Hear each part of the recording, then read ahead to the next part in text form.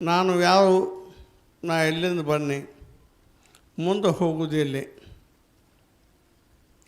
ಇದನ್ನು ನಾವು ತಿಳಿಬೇಕಾಗಿತ್ತು. ನಾನು ಎಲ್ಲಿಂದ ಬನ್ನಿ, ಇಲ್ಲಿ ಬಂದ ಮೇಲೆ ಮಾನವ ಜನ್ಮ ತಾಳ್ನಿ. ಈ ಮಾನವ ಜನ್ಮದ ಕರ್ತವ್ಯ ಏನು?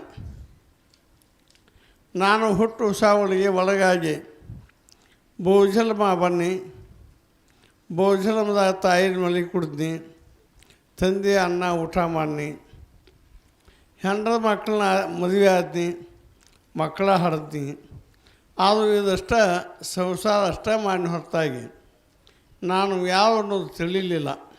ಮಾನವ ಜನ್ಮ ವ್ಯರ್ಥ ಮಾಡ್ಕೊಂಡು ಮಾನವ ಜನ್ಮ ಹಾನಿ ಮಾಡ್ಕೋತಾನೆ ನಾವು ತಾಯಿ ತಂದೆ ಉಪಕಾರ ತಿಳಿಸಲ್ದ, ಗುರುಗಳು ಉಪಕಾರ ತಿಳಿಸಲ್ದ ಹೊಳ್ಳೊಳ್ಳೆ ಹುಟ್ಟು ಬರೋದು ಅಷ್ಟ ಮಾಡಿದೀವಿ. ಇನ್ನು ಹೊಳ್ಳೆ ಹುಟ್ಟು ಬಲ್ದಂಗೆ ನಾವು ಏನು ಮಾಡ್ಕೋಬೇಕು? ಮಲ್ಲಮ್ಮನಂಥ ಕೀರ್ತಿ ನಾವು ಹೆಂಗೆ ಗಳಿಸ್ಬೇಕು? ಮಲ್ಲಮ್ಮನಂಥ ಭಕ್ತಿ ನಾವು ಹೆಂಗೆ ಮಾಡಬೇಕು? ಮದಕಂಡಿ ಊರೊಳಗೆ 1970ನೇ ಇಸ್ವಿಯೊಳಗೆ 71ನೇ ಇಸ್ವಿಯೊಳಗೆ ಮಲ್ಲಮ್ಮನ ಆಟದ ಪ್ರಸಿದ್ಧ ಆಟ. ಇಲ್ಲಿ ಏಟಾಗಲಿ ನಮ್ಮ ಸ್ವಾಮಿಗಳು ಸಿದ್ಧಗಿರಿ ಸ್ವಾಮಿಗಳು ಭಾಳ ಭಕ್ತಿಲೇ ಮಲ್ಲಮ್ಮನ ಆಟ ಮಾಡ್ತಿದ್ರು. ಮಲ್ಲಮ್ಮನ ಅವನ ಆಗ್ತಿದ್ದ.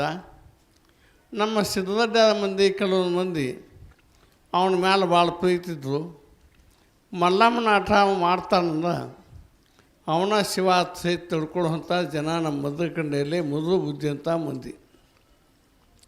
ಇದು ಗೋಧಿ ಅಂಥ ಮಂದಿ ಭಾಳ ಭಕ್ತಿಯಲ್ಲಿ ಮಲ್ಲಮ್ಮನ ಆಟ ಕೇಳ್ತಿದ್ರು, ಹೇಳ್ತಿದ್ರು. ಶ್ರಾವಣ, ಮನನ, ನಿಜಾಸ, ಮನೋಲಯ ಯಾವತ್ತೂ ಕಣ್ಣೊಳಗೆ ಮಲ್ಲಯ್ಯನ ಕಾಣ್ತಿದ್ದ.